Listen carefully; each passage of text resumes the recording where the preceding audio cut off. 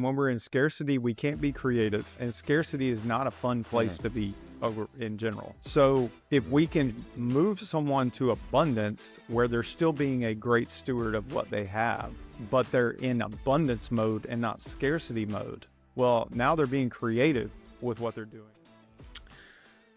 What's up, everybody? Welcome back to another episode of Unlocking Greatness. If you are watching, you are looking at a handsome fella that I happened to meet on X, formerly known as Twitter, not too long ago. I've actually now mentioned that a couple of times over the last few episodes here, but I was introduced, or I connected with Nate just through a series of engagements on LinkedIn, some posts.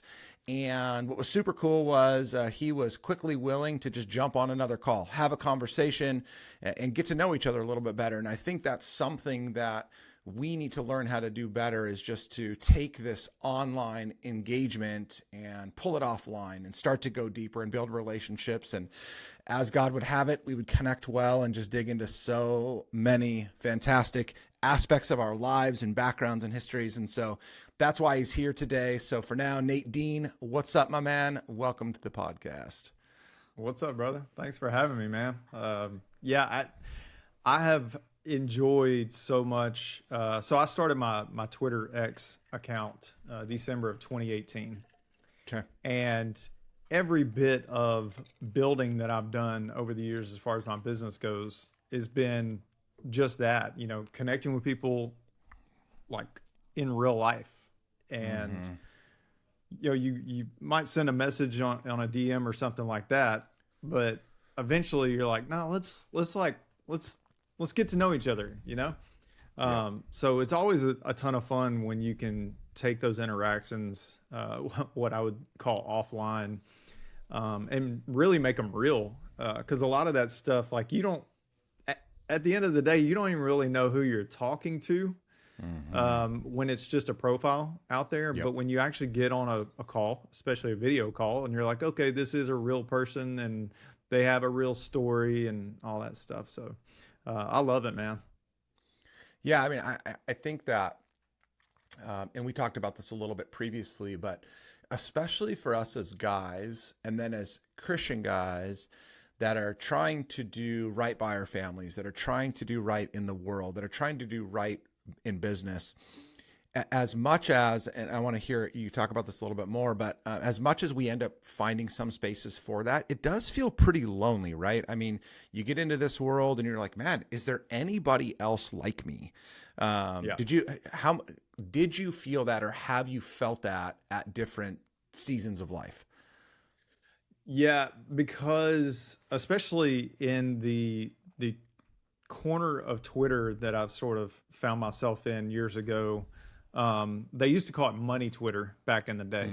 And it was just all these different guys who were building businesses in different categories and stuff like that. So when I showed up on Twitter, there were very few Christian men that I could connect with. And so I'm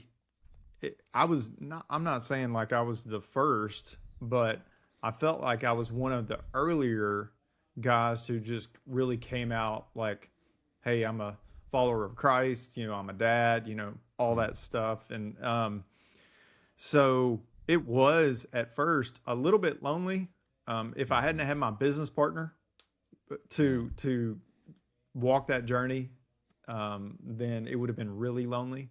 But having him to be able to just kind of share our frustrations, our wins, all that stuff. It's really important to have somebody in your corner that you can share those things with. Yeah. So you felt that. And I think that, on one hand, we obviously know that's not true, in the sense that there was probably so many other people out there. It was really hard to find them. But at the same time, in the spaces that you were regularly seeing in the feed, this is not like a podcast on Twitter, but the feed was curated very differently then than it is now, which I think a lot of us can really appreciate, how we can drive such a different experience for ourselves.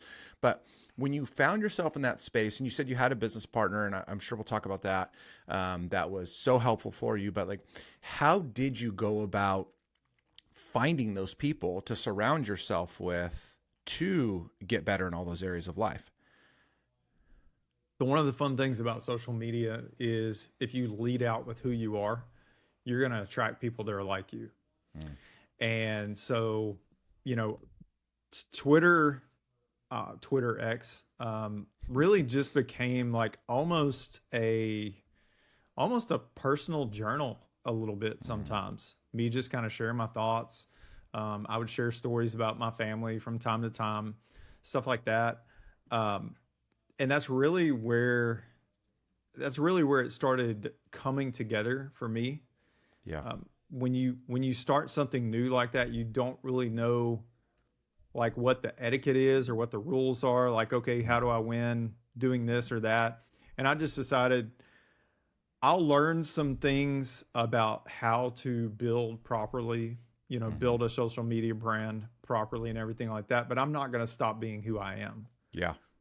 And that's one of the things that I really love about building on social media is because the majority of my clients, so we're going on 7 years in our business. The majority of my clients, not all of them, but the majority of my clients, a large majority, are followers of Christ. They're families with strong values, you know, all that stuff. And so when you're working with like-minded individuals, it makes it 100 times more enjoyable. Yep. Well, okay. So you said a couple things in there that I want to put a pin back in, but one of those was, you know, putting yourself out there. You're going to be who you are, but you're also trying to build. And I think that's one of the challenges that, especially as Christian men, because that's a very polarizing set of beliefs, ideas that come with that. And so that can be dangerous in terms of like it can hurt your ability to grow. You also have to play into some degree the platform that you're a part of. Like right now, I've been having this big discussion with quite a few people on LinkedIn because LinkedIn was for a long time a great place to build. And they've started messing with that feed and algorithms so much that now really the only way to get seen is to create some heart-wrenching, you know, sob story of how I overcame. And it's like, I can do that. And that's truthful, but I can't do that every single day just to continue to build an audience. Yeah. And so how did you, and how do you continue? And I think it's probably easier now because you've gained yourself a following, but how did you, I don't know, maintain that balance between I'm going to build a platform because the big part of this is business. But at the same time, I'm not going to not be who I am because it's who I am. Yeah. I think getting clear about what your convictions are is really important. So you can play the game to a degree until it starts getting to that point of, okay, if I'm going to continue to play the game, I've got to compromise my convictions. And, you know, there's really a fine line between compromise and conviction. And so getting clear about your convictions and holding to those convictions, I think is really important. One of the things that me and Brandon, my business partner, have said often is, yeah, we have this business and we have a ton of fun with it and love helping people and everything like that. But our vision for what we do is ultimately pointing people to Jesus and growing the kingdom. We don't lead out with that. Like we don't get on a call and like tell people that or whatever, but unbeknownst to them, like we want to point people to Jesus. Heck yeah. And if that pushes people away, then it pushes people away. Yep. But if that draws people in, well, then we're just going to have a really great time working together and growing together. Yeah, that's so good, man. I love that. Okay, you've mentioned your business a few times. You also, I think, are, like this idea of polarizing comes into play for me. And there is somebody that, especially in money Twitter, maybe it's not called that anymore, but we can now lump in real estate Twitter and many other spheres of Twitter, X. Dave Ramsey is a very polarizing individual. There's I guess a decent number of loud people that don't like Dave because of his, no debt, all cash mindset. But you were a part of Ramsey for a season of life, which really kind of birthed this season. So why don't you share a little bit about like where that started? Because I want to get to the place where I'll just punchline it for everybody right now, like why, because I'm trying not to talk as much about how to, what was your business journey like and whatever. But what I think is super unique about you and your partner is you guys are practicing kingdom principle in an industry that typically does everything but. And so that's where I want to get to. And I want you to be able to share that with other guys because they are in businesses that may be in the same boat where they're so countercultural because of putting their faith out there. And so how do they do that? And so we'll get there. But I think it's helpful to understand kind of where you guys came from to get to where you are now. So Ramsey is where you kind of got that start, right? Well, when you said being unique, this thought popped in my head and I got to get it out. Like, if you're not willing to be unique, then you're always going to be a sheep.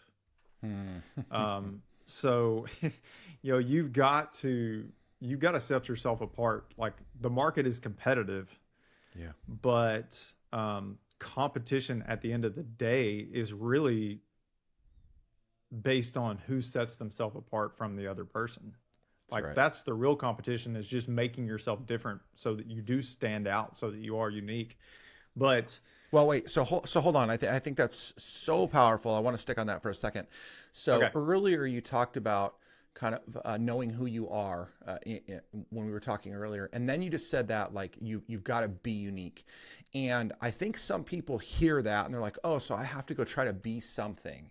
And what I think you're saying, and what I deeply hold to, is God has created every single one of us unique. There is no two people alike. We may share common vision and values and ideas and some gifts and some talents, but every single one of us is unique. So the best way to differentiate yourself in this world is to understand exactly, well, first of all, you have to know who made you. You have to know who saved you, why he saved you, and then what he has saved you to, right? And I think that is where so many business professionals struggle, is they're trying to be the next Gary Vaynerchuk or Dave Ramsey or Alex Hormozy or Joe Rogan or whomever. And it's like, you will never be them. You've got to be you. But that starts with you understanding who put you here in the first place. Yeah, absolutely. Well, I'll give you an example. Like, I cannot rock a flat bill cap the way you can. Like, it just looks absolutely stupid on my head. So I have to fix my hair every day. There's a very small percentage of hats that I can wear that actually look good on me. Most of the time it looks terrible. So I fix my hair, Yeah, it looks good. That's one of the things that makes me a little bit unique, because I wear my hair a little bit different. That's one thing that I get compliments on quite a bit. Like, at least twice a month, some random guy will stop me at the mall or something, be like, "Man, I like your hair." I'm like, "Oh, thanks, man. Appreciate it." I hear it all the time. Thanks. Yeah. I get compliments on my hair and my shoes. That's my two things. So. You're a shoe guy? What's the shoe of choice? Right now, do you want me to show you what I'm wearing right now? I do. If you're listening to this, you're not going to get to see this blessing. Some baby blue Air Jordan 1s. Nice. They're denim with like a gray check on them. Dude. Okay, rabbit hole side note again, because you're a Nike and a Jordan guy. So there was this guy that had sent me what turned out to be one of the best referrals ever. ever in my life. It wasn't the most revenue, but he was my perfect client. And actually, working with this client helped me to rebuild my Men of Greatness program, which is the program that I deliver to Christian men. And I was so grateful. I'm like, I've got to get this guy that referred me something amazing. Like what? Well, he's a shoe guy. He's a Nike. He's a Jordan guy. He's got all kinds of Jordans. So I bought a pair of pure white Jordan 1s. And I had a local guy that I knew custom paint them to his, like, we scraped his social media and found out like he was a music guy and a tattoo guy and some colors. Dude, they were so dope. I'm like, I kind of want to keep them myself, but we sent them to him and he was blown away. Anyway, so, you know, that's sick, man. I love that. Yeah. That reminds me, I have a cousin that custom paints shoes. Well, my cousin married a guy who custom paint shoes. Anyways, but yeah, I bet that was pretty ridiculous. You have a picture of him you can share with me?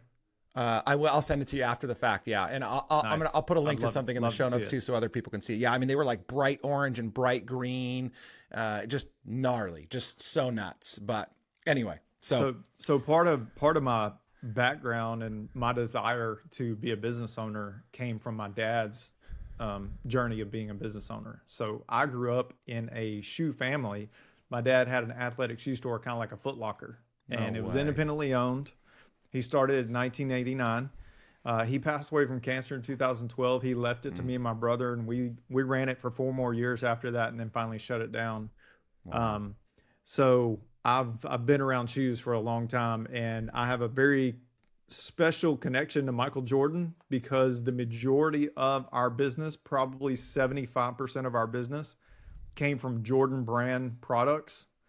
So Michael Jordan was literally the reason I had food on the table. Wow. That's pretty crazy. Awesome. That's awesome. He owes you one, I think, at this point, though. Like, you repped him for a long time. So, yeah, what were we talking about? Okay, so anyway, journey of Dave Ramsey. Getting your start just kind of in the financial world.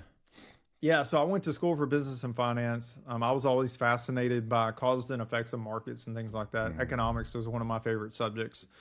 And 2011, my wife and I'd been listening to Dave for a lot of years, Dave Ramsey, and 2011, my wife and I just decided we were going to get really serious about our finances. And so I dove deep into Dave's stuff. We ended up buying a house, and we were just trucking along and doing everything we could to eliminate debt and all that stuff. And we had some good moments and some bad moments through that experience.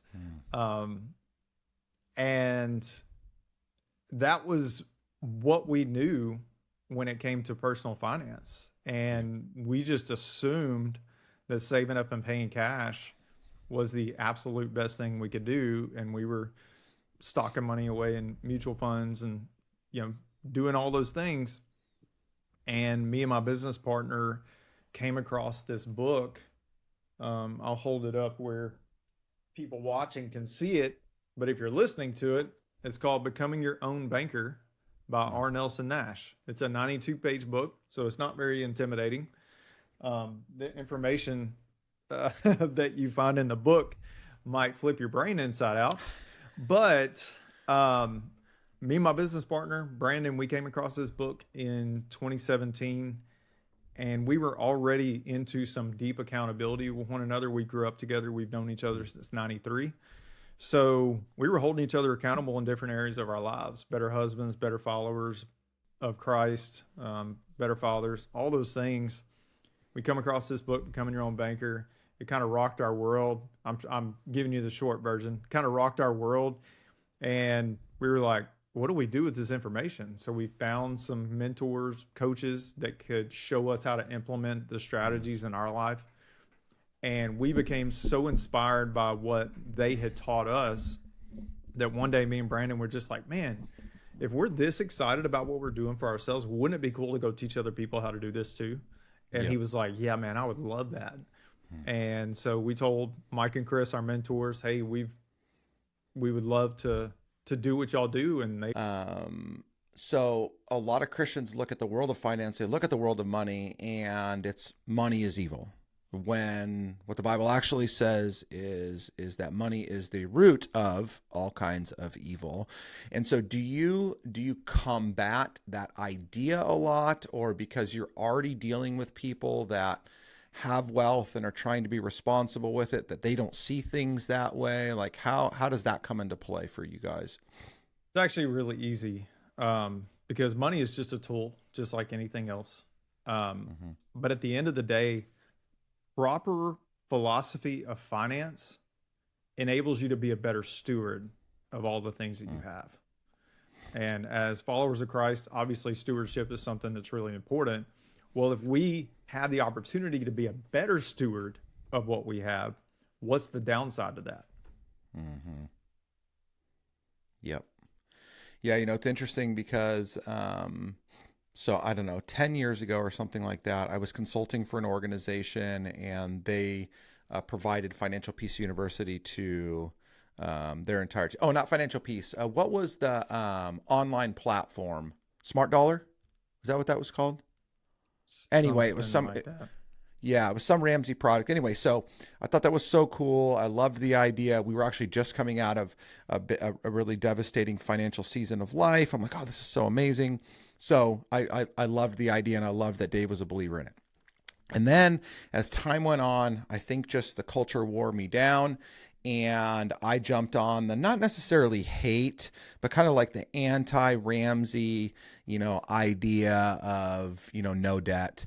And so fast forward all the way to May of this year, I'm going to a conference put on by an organization called Think Media, which is Sean Cannell, and in Vegas, and Dave Ramsey is the keynote speaker. And I'm like, I freaking paid all this money for a VIP ticket to go to breakout sessions with the speakers, and this is the guy. Like, great. And the Lord totally broke me in ways that, I mean, not that Dave would have ever cared about what I thought about him, but first of all, he was incredible on stage.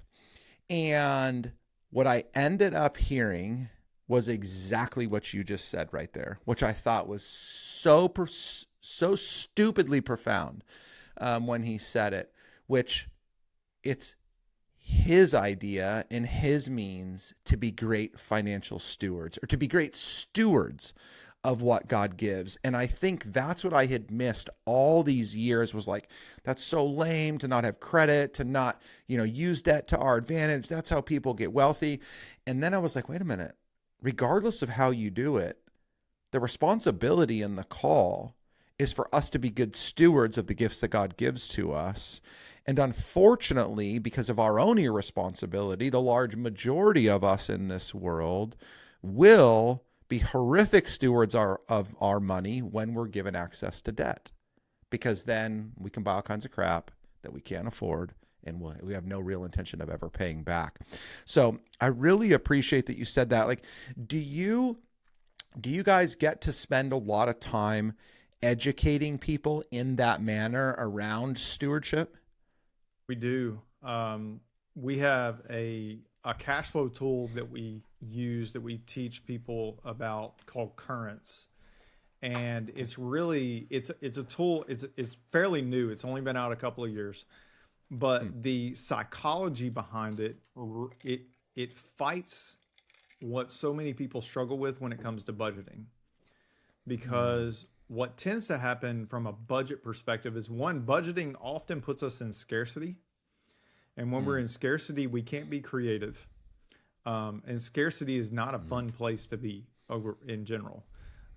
So if we can move someone to abundance, where they're still being a great steward of what they have, but they're in abundance mode and not scarcity mode, well, now they're being creative with what they're doing. So we get to encourage people in their creativity when it comes to how they want to design their life and the things that they want to be a part of.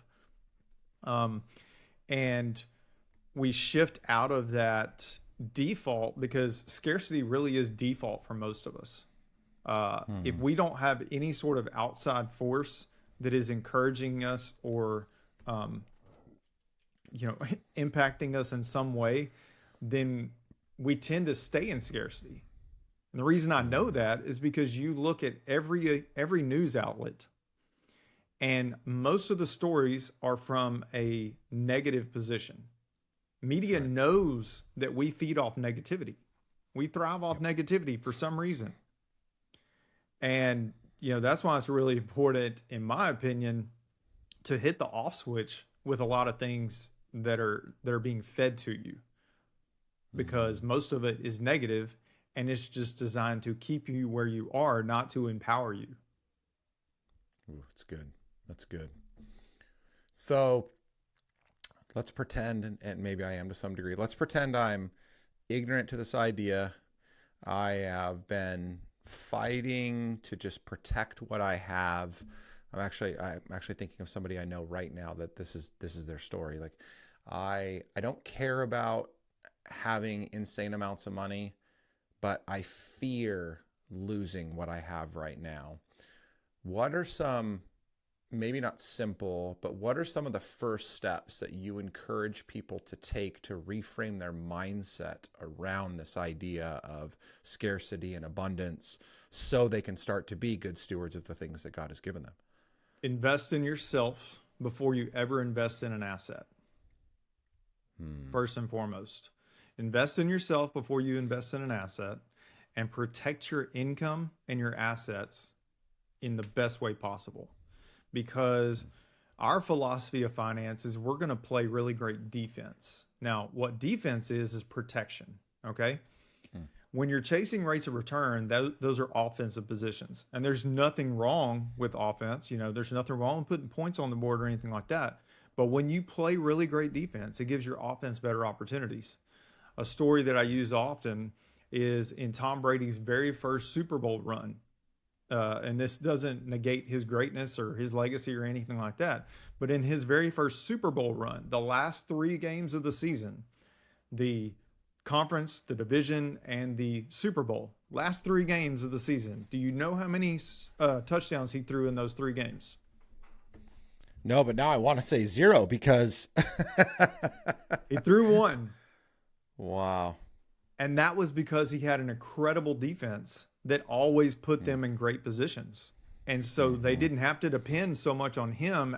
They were very dependent on their run game because they were always in great positions. And they also had a great kicking game too. So we want to reduce the probability of failure to as close to 0 as possible. That's the bottom line. So the way we operate in our business is we focus on income and asset protection and cash flow optimization. So we just want to look at everything that you're already doing and show you how we would maximize the efficiency of it through the concepts that we teach. So good. That's so good.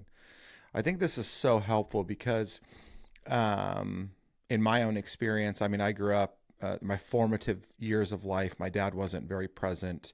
My mom was just doing everything she could to just put food on the table. So, she was really good about making a dollar go real far, but had no mindset around money. And so I had no guidance, which that coupled with my desire to just fit in and be, like everybody else or better than everybody else, I just spent money faster than it was coming in. That was a big part of what blew our life up. But I think that even today, there's so much talk, normative talk around wealth and lots of income and real estate and investing. And I think most of the world is nodding their head in agreement, but ignorant agreement. And so I think going back to the basic principles is so important. Like even hearing, just you reinforcing. I didn't buy life insurance for myself until about 5 years ago. And or disability. And it was only because I started working with a client that was in the space who ended up telling me a story about the fact that when his dad passed away tragically from cancer, it was his disability policy that funded his family's life until his mom could get back on her feet on her own. And that's why he went into the business to do what he did. And I was like, son of a bitch, like, what am I doing to my family? I'd always, like, in my mind, and this was very irresponsible, it was like, God forbid something happens to me, particularly my dad now, who's been in my life and we're so close, like, he would take care of my family. And I'm like, that is so irresponsible. That is so stupid. But I had to ingrain these simple practices in, and I think more people need to hear that. And men especially, because we are called to be the leader in our home. We are called to be the provider. We are called to be the protector. And you can go out and make all kinds of money in the present. But if you're not doing anything to protect that money and protect your family, God forbid something happens to you, you become the worst provider and protector known to man. There's two questions that we ask. I'll ask you and anybody who's listening. First question is, let's say you get hurt and you cannot go and produce an income tomorrow. Mm-hmm. How much of your income and for how long? So what percentage of your income and for how long would you want that to continue on to you and your family? Most people are going to say as much of it for as long as possible. Mm-hmm. Second question. Okay, let's pretend something happens to you and you're gone. You've graduated. You're off this world. How much of your income and for how long do you want to continue on to your family, to the people you love and care about? It's usually the same answer, as much of it for as long as possible. Well, life insurance is just a perpetuation of your income to the people that you love and care about. Mm-hmm. Yeah. That's so wise, man. That's why, again, I think it may sound so elementary to some people listening, but I just don't think we can ever get over the elementary, because I think it's these foundational, and I don't even want to say elementary, it's these foundational principles that are a necessity for us to be the men that God has created us to be. Like, you want to go get big in the gym, go do that. You want to be a build a multi-million-dollar business, go do that. But if you have abdicated your role to provide those foundational protections to your family, I believe you have failed. And none of that other external stuff will ever make up for that. So I really appreciate you sharing that stuff. Okay, so we'll land the plane. And so you get one opportunity, and maybe you just said it, but you get one opportunity to stand up in front of a large group of Christian men, and you get to say one thing to them. What is it you want to say? I mean, if they're already believers, that's a good first step. That eliminates the most important thing that I would say to them. The second thing to that would be invest in yourself. And the reason why I say that is because, and this goes back to what I said earlier, invest in yourself before you invest in assets. If you take $10,000, I'm using small numbers, might be big to some, but take $10,000 and you get a 10% rate of return on that. Hey, you made $1,000. Mm-hmm. Okay. You take $10,000 and you invest in your skills and your education. You think you can make more than $1,000 off of that? Oh yeah. It's exponential. Yep. So if you really do care about your family, if you really do care about being an excellent steward of all the things that God has given you and tapping into what you're capable of, invest in yourself. So good, man. I'm so pumped that we did this. I think that, it's always interesting because, I mean, apart from exchanging a couple of comments and DMs on Twitter, and then a 15 or so minute conversation a couple weeks back, we've never had a lengthy conversation of getting to know each other. And I think from it, and it's not just because it's, my podcast or something, but I think that we produced such profound, thought-provoking information for people to consider. And I just say that that's just God's grace, in the midst of it. So I appreciate you being willing to hop on like this, for connecting in the first place, for putting yourself out there in the ways that you do, and for being a good steward of all these things that God has given you. So Nate, thanks, man. I really appreciate it. Appreciate you, man. Guys, another episode, Unlocking Greatness, in the books. Like it, comment, share. We'll drop some links in the show notes below, including ways to get a hold of Nate. Pictures of those rockin' Air Jordan 1s that I sent to one of my, who became a client, a referral partner, and a few other things. So just appreciate you guys. Thank you for all the support. Talk to you guys soon.